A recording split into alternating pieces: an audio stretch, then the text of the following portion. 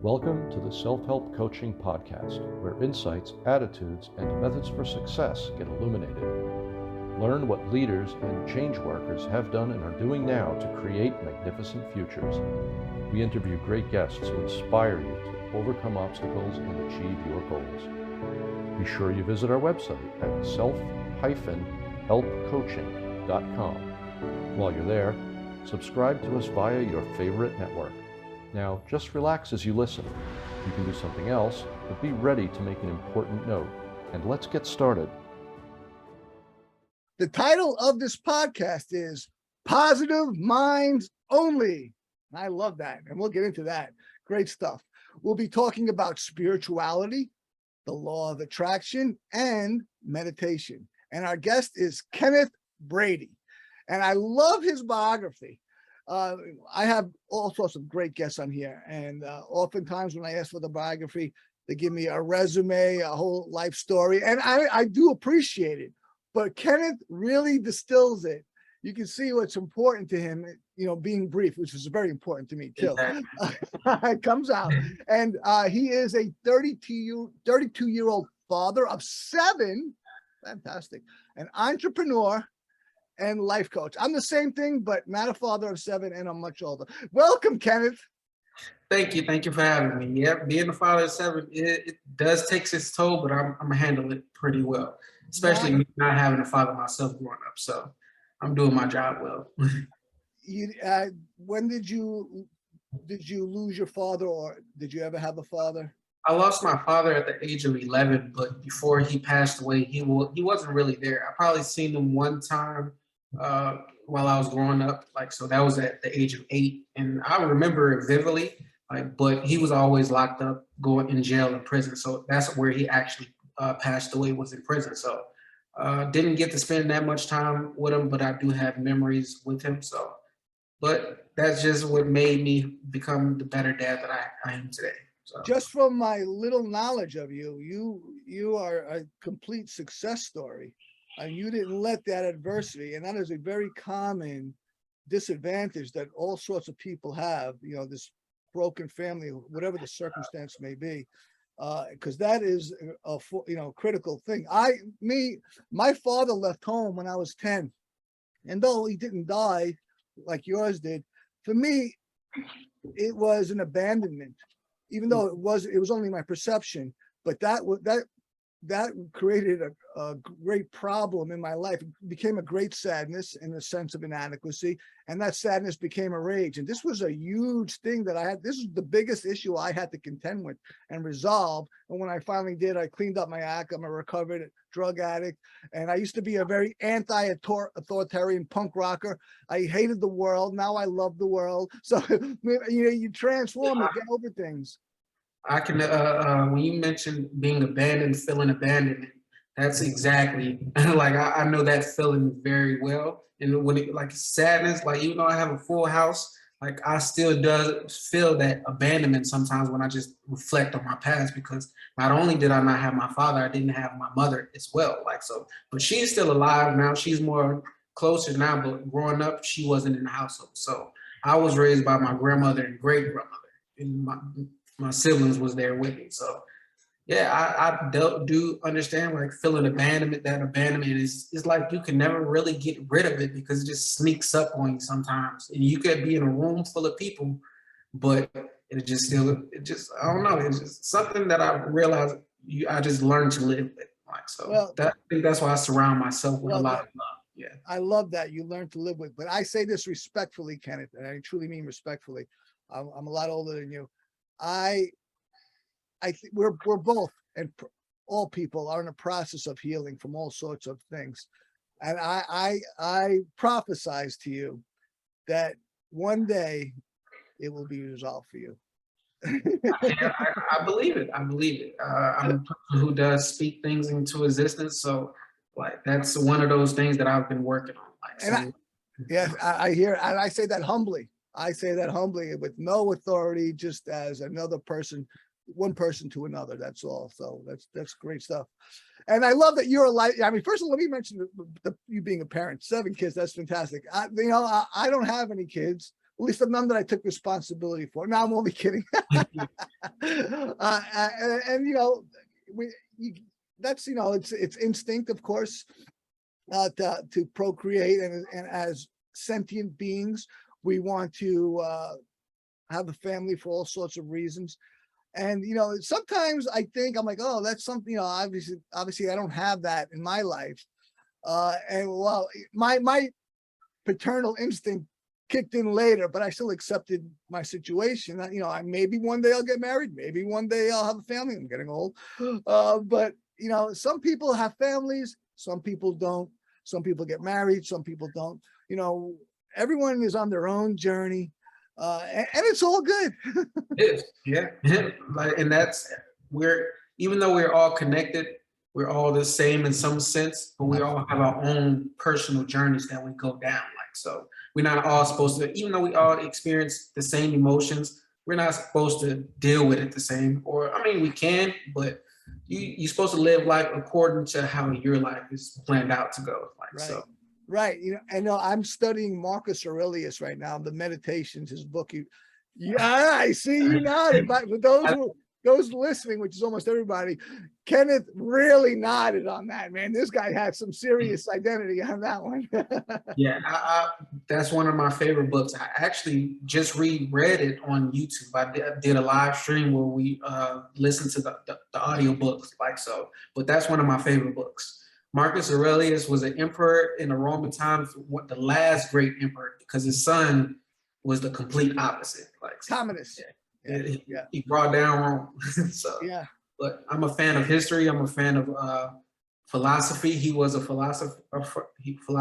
Yeah. So Meditations is a great book. I recommend for anyone. And I never bought into this concept that everything happens for a reason. If pressed, I would say, okay, yeah, often a stupid reason. But as I studied this book, and I study it with someone else, I have a protege, and we're studying it, and we're also developing it into a course simultaneously. As I immersed in this work by Aurelius, I began to let go of that old idea and really started embracing this idea of providence, that everything happens for a reason. And Aurelius really accentuates that the reason why it happens is so that the greater thing can happen subsequently. And I believe that. So all the shit that happens in life, to me, to others, it was supposed to happen. I was like, oh no, there's too much chaos, there's too much choice from every person. Okay, yeah, there is.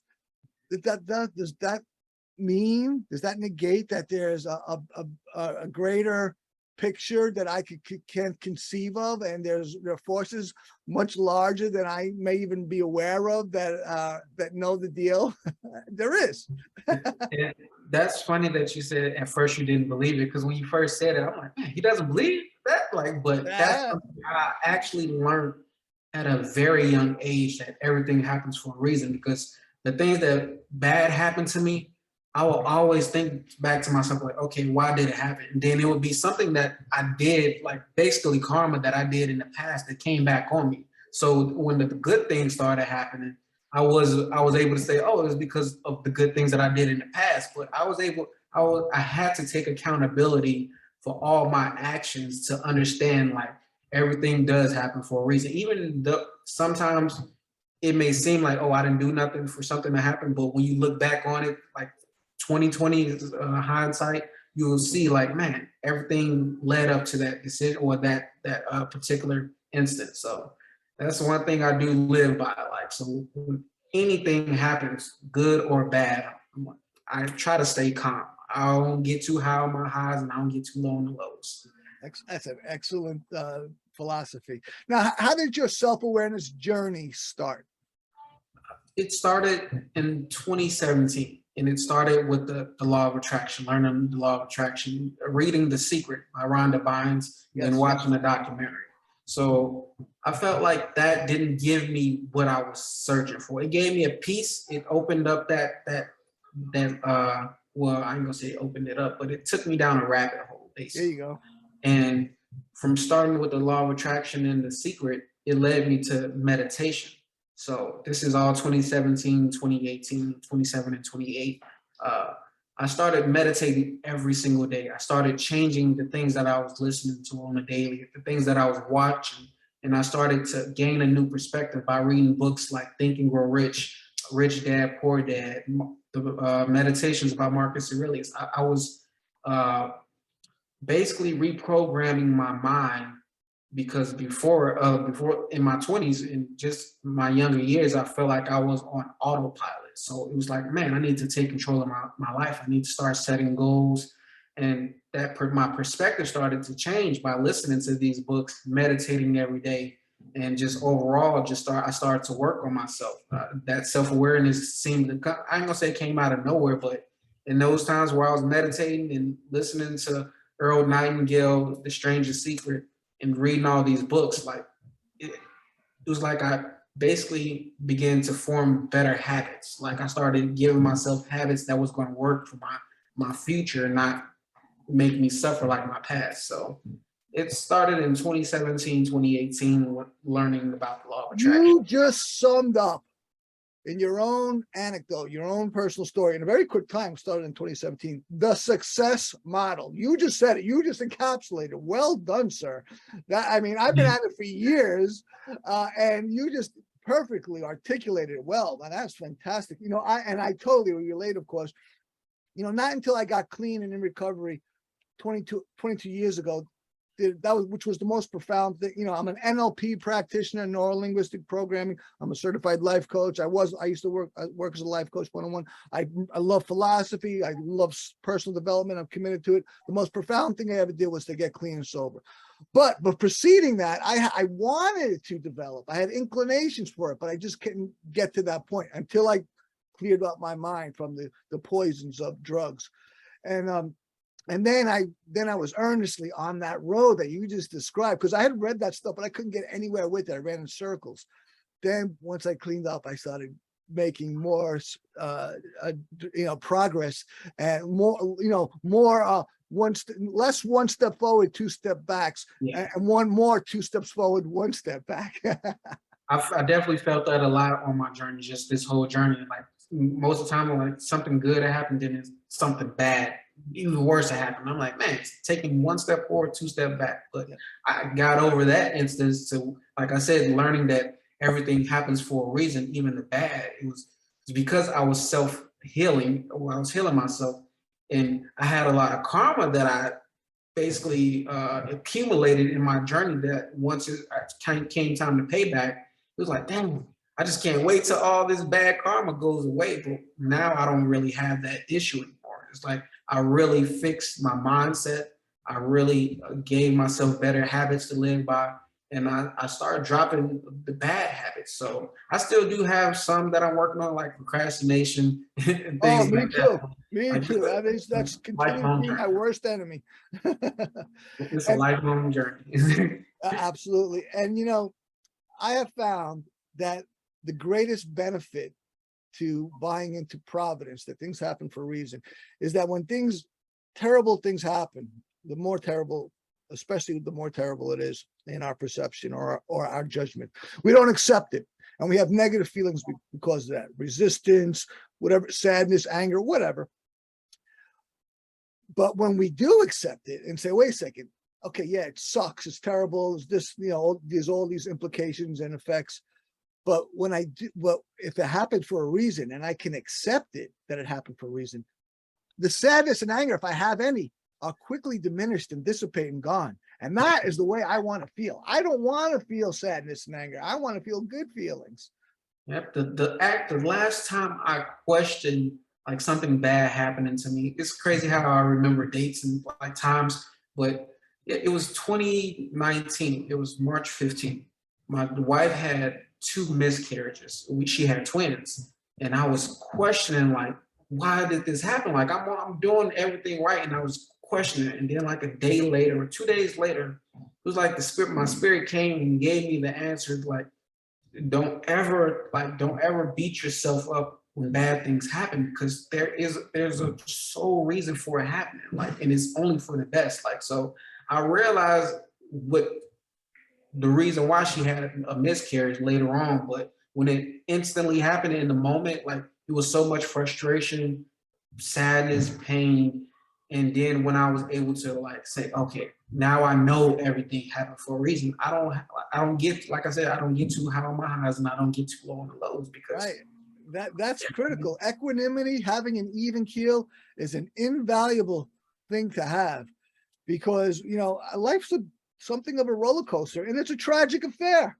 it is. It's a tragic affair. However, there's also joy, and what we focus on is what we get. You want to focus on the pain of life, which is all around 360, or you'll get more of it, or you want to focus on the goodness of life, the joy. Your 7 kids, so for example, we could look at the 2 poor children who died, which is obviously terrible, or you could look at the 7 wonderful children you have. Like, so that I really look at life. I mean, it was one story I heard in the past. I don't know who, I can't remember who told it, but it was like a Chinese or older Chinese man. His horse ran away. Let me get the story straight because I don't want people quoting and it being the wrong thing. But his horse ran away, and the community came and asked him, "Why aren't you sad about it?" He said, "Basically, everything happens for a reason." So next thing you know, a bunch of stallions came to his farm, and he was able to basically replace that one that he lost. And then once again, the community is coming and say, "Why aren't you happy about it?" He say, "Everything happens for a reason," or I can't get too high on my highs, can't get too low on the lows. And next thing you know, his son ends up falling off the horse or one of the stallions he was riding and broke his leg. And once again, the community asks, "Why aren't you sad about your son breaking his leg?" Everything happens for a reason. So now a war comes and his son doesn't have to go to that war because he broke his leg. Like, so that was it. It wasn't basically how I said it, but that was a good, what I got. that was a good retelling. Yeah. It's to take things in stride, because the future is going to play out however it plays out, and it's coming, and it always arrives, and we can have all judgments about it when it becomes the present, which is always today. The future never doesn't really exist, because It's all about present moment. the only thing that's real is the present. It's tomorrow will be today, and we can never even touch tomorrow, because the only thing we can touch is today, and the past is over, done with. However, the only, in that reality, in this presence, the only time we have any power. So we can, you can lament the broken leg, the missing horses, or the war, and they're all lamentable, or we can just kind of relax a bit and say, all right, these things are terrible. However, It's not the end of the world. Yeah. Right, things ain't over. Things ain't over.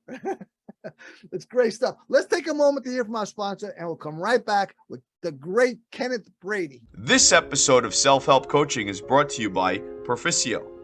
When people learn something, they want to use it, so it has real value. And the best teacher is experience. Visit www.proficio.io. That's PERFICIO.io, where Proficio will have you taking action with what you're learning immediately.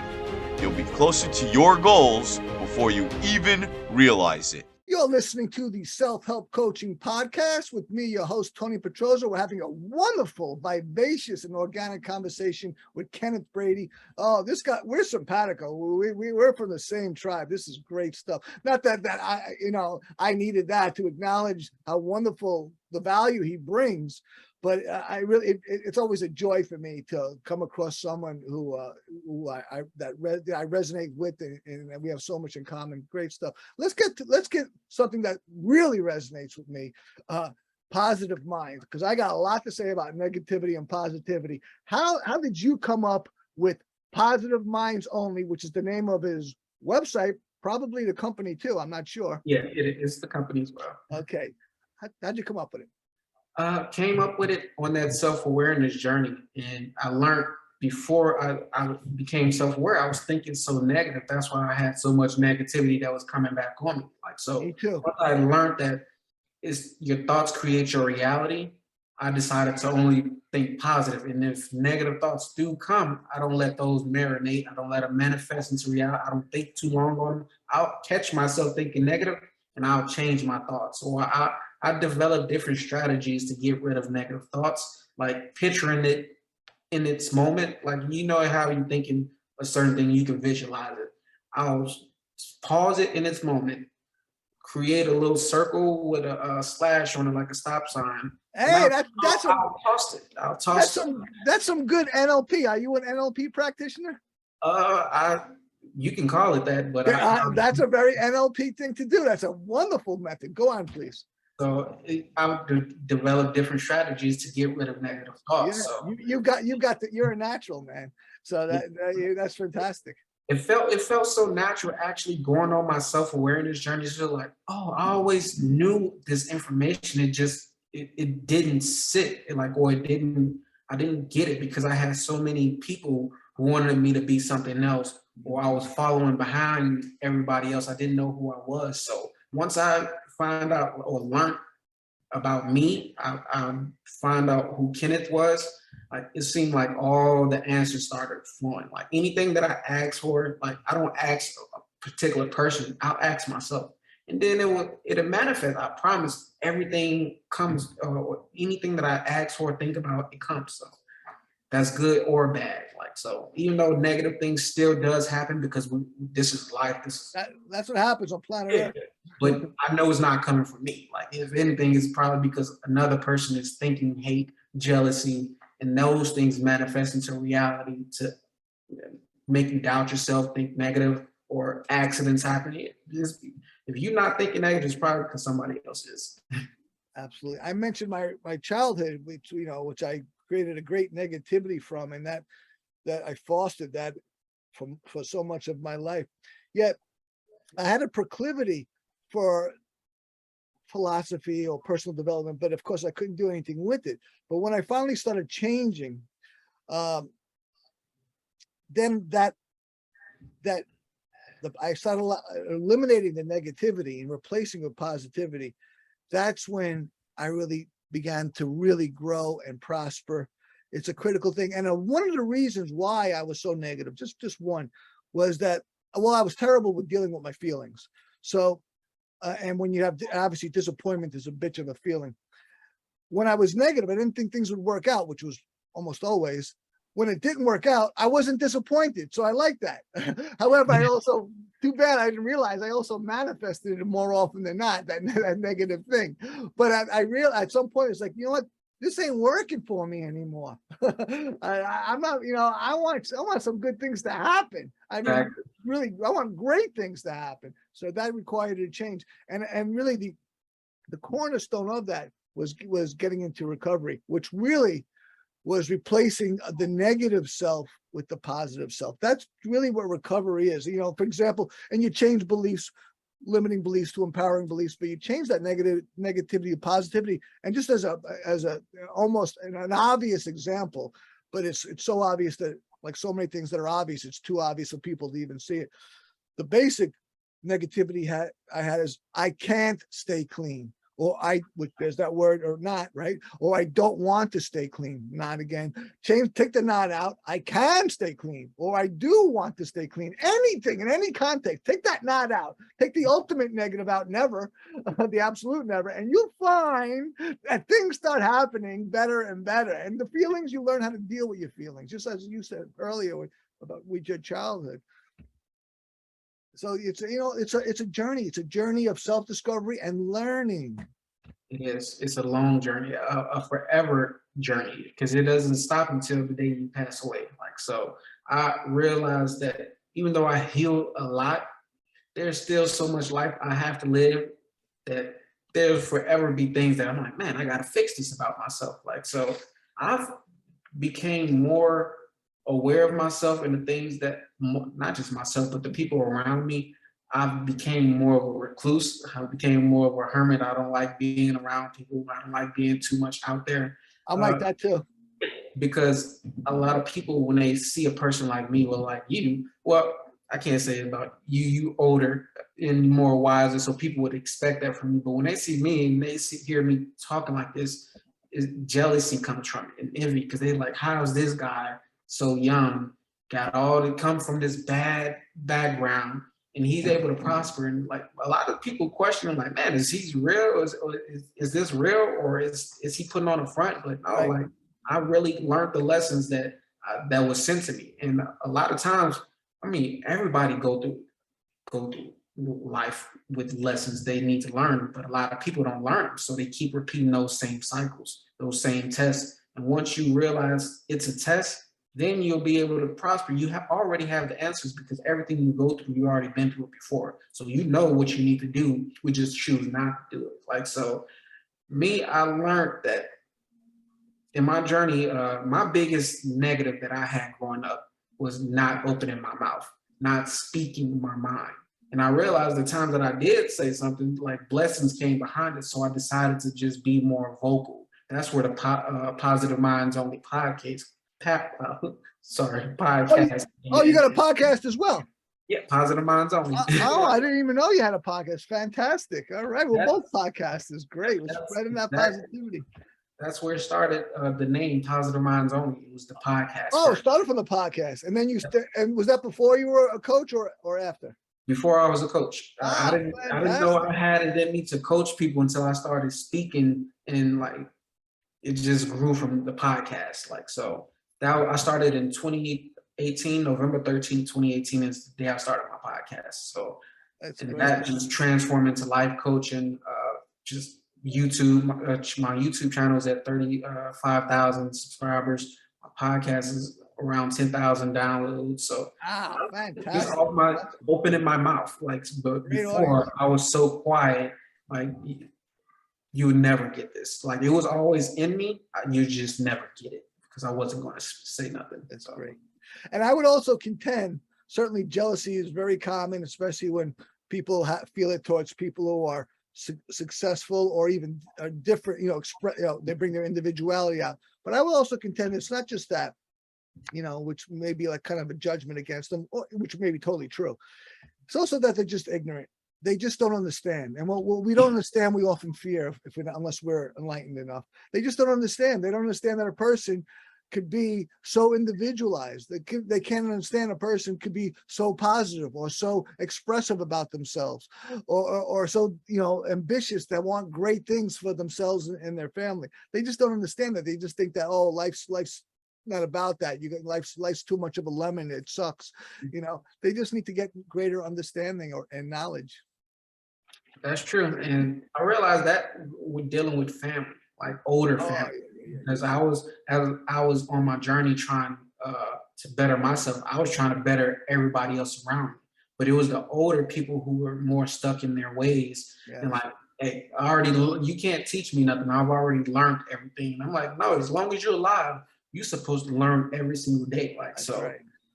That's when I started pulling back on trying to help everyone. I realized you can't save everybody. You have to save yourself first. And those who want to be saved, they will flow to you. They'll come to you. Like, so. And those who you try to help who don't want the help often resent you too. So you got to be careful of that. And that's a lesson to learn about being discerning of who you'll help. Great stuff. Let's take another moment here from our sponsor. We'll come back with a fantastic conversation with Kenneth Brady. This episode of Self-Help Coaching is brought to you by Proficio. What are the secrets to wealth? Benjamin Franklin taught them, but people are ignorant or just forget. What if you make sure neither afflicts you? Visit www.proficio.io. That's PERFICIO.io, where you can actually become certain you are on your way to wealth. You're listening to the Self-Help Coaching Podcast with me, your host, Tony Petrozza. We're having an awesome discussion with Kenneth Brady, life coach out in Nevada. Did you grow up in Nevada? I grew up in Gary, Indiana. The middle of the country, then you moved a little west. Yeah. Great. So I actually moved to Las Vegas in 2018, and that's where the bulk of my journey, my self-awareness journey started to change. So once I moved away from where I grew up. So you have to get away from certain things. It was a huge energy shift from when I go back to where I'm from, and then when I come back to Vegas, because I do go back to visit. But you can tell the energy is so, I don't want to say negative, but it's so dark. It's so I can't explain it, how dense and dark that energy feels when I go back home. And then when I come to Vegas, I'm like, man, I'll never want to leave. Like, so uh, even though I grew up in Indiana, Gary, Indiana, I actually moved when I went into the Marines in 2008. I graduated from high school. You're a Marine. That's great. I'm an ex-paratrooper, so we got another thing in common. Definitely. So I did only 4 years in the Marines, but I did 2 deployments. One with the Navy. We traveled to Italy, Jordan, Seychelles, and then the second deployment I was in Afghanistan for several months. So What was your job? I was a chef. Like, so. All right. Hey, we need a lot. There's 1,000 jobs. They all got to get done. Exactly. So when I went into the Marines, I didn't know what I wanted to do. Like, I was just picking what I thought was the easiest thing to do. And my grandma, well, not my grandmother, but my godmom will always tell me, Kenneth, you need to learn how to cook. You're not going to always have a woman to cook for you every day. Like, so she kind of implanted that in me. So by the time I did go into the military, I'm like, well, she told me I need to learn how to cook. So that's what I did. But that's not what I really wanted to do. I didn't know what I wanted to do. I was just following behind my older brother who went into the Navy a year before me. So you followed your brother's footsteps in the military. He was in the Navy. You joined the Marines. And how was that? So my brother went into the Navy. I was actually planning to go in the Air Force first, but Air Force never called back. The recruiters was never in the building. So I tried to go into the Navy. That didn't work either. So Marine recruiter knocked on my door. So I'm like, all right, I guess the Marines wanted me. I didn't know anything about the Marines. Like I said, I didn't know what I wanted to be. I was just following behind my big brother because that was the only father figure I really had growing up. Like, so being in the military 4 years, once I got out in 2012, that's when I began to fail. That's when I would say I hit rock bottom. It was when I left the Marines. I didn't save any money. I didn't have any type of financial literacy. So I got evicted, car got repoed, had to move in with friends. And this is all in North Carolina. So for 3 years, I was basically failing. So your brother joining the Navy and you kind of following in his footprint was a big influence on you. And you mentioned great authors in their classics. So these people were obviously influential on you. Who else was influences on your journey? The rapper Nipsey Hussle played a big part in it.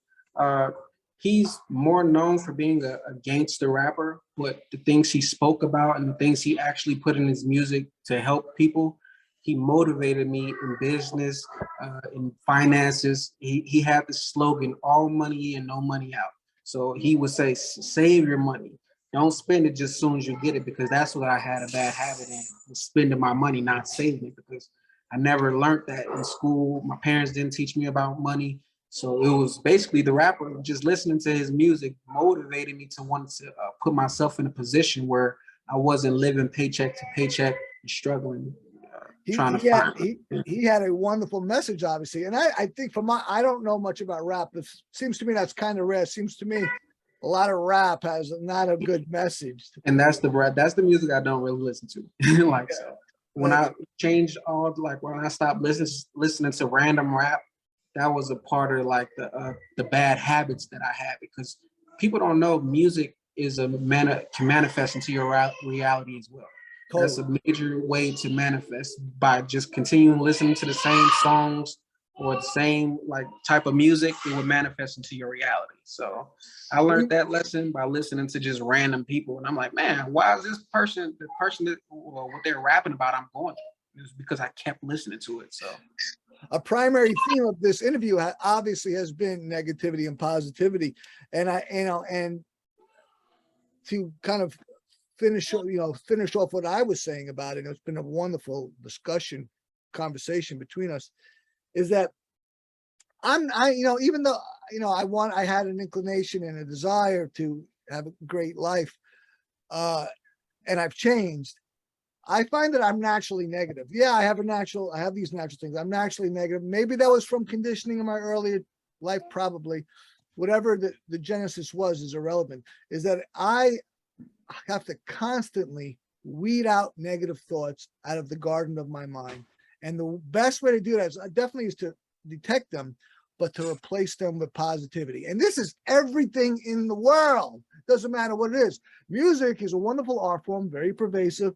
If it's got negative crap in it, it behooves us to get rid of it, to let it go and replace it with positive stuff. And it could be any positive stuff. It doesn't matter what it is. Replace negativity with positivity wherever you can, and we benefit. And quite clearly, you did that. I did, and I had to, because my life wasn't where I wanted to be at the time I learned about the law of attraction. So, and then once I heard your thoughts create your reality, I'm like, man, the thoughts that I be thinking be music a lot of times. It's a lot of music plays in my head. So now it'd be like more, I'll hear all money in, no money out more often than if I was hearing something talking about cheating on my girl, or like just some other negative things that I didn't need to be thinking about. So once I realized music was tapping into my subconscious mind, and I'm like, okay, I definitely need to limit that. Like, so I haven't stopped listening to all like the rap. Like, it's still some songs that be like, okay, it is kind of negative, but I can't help but to like it. You gotta have a little. You gotta have a little. a little titillation. Yeah, you have to. You can't have positivity without negative. That's true. Like, you can't have one without the other. You can't have joy without great sadness. You got to know both. Yeah, that's true. So great stuff. So I try to definitely limit it though. Like, so even the things that I watch, even the things that I watch, and just when the people I hang around with. Like I said, I truly don't hang around a lot of people because a lot of them don't have my type of mindset, especially the ones I grew up with.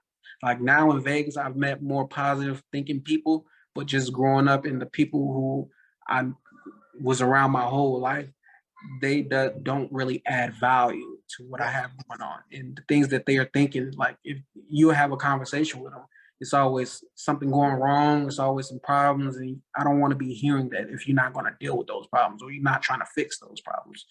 And so a lot of people just like to complain about it and then just go on and not dealing with the situation. A lot of people just love to complain. It's such a terrible, terrible practice to complain. It keeps you down. And I love how you described it. You keep that negativity in small doses. I do the same thing. I am far from being Saint Tony, but I'm still negative too because I'm human. But I strive to keep it in small doses in myself and in what I allow to come to me. Great stuff. Let's take our final break, final moment to hear from our sponsor, and we'll come back with the unfortunate last segment with the awesome Kenneth Brady. This episode of Self-Help Coaching is brought to you by Perficio. Perficio learns more about you as you make progress and then uses that information to help you even more. It is quasi-AI. Visit www.perficio.io. That's PERFICIO.io, where you can be helped by something that learns more about you, because that is the difference that makes the difference. You're listening to the Self-Help Coaching Podcast with me, your host, Tony Petrozza. We're concluding it. Oh, just a great conversation with Kenneth Brady. This has been really wonderful. And I think I found a new friend because we got so much in common. I hope so. Really, it's really wonderful.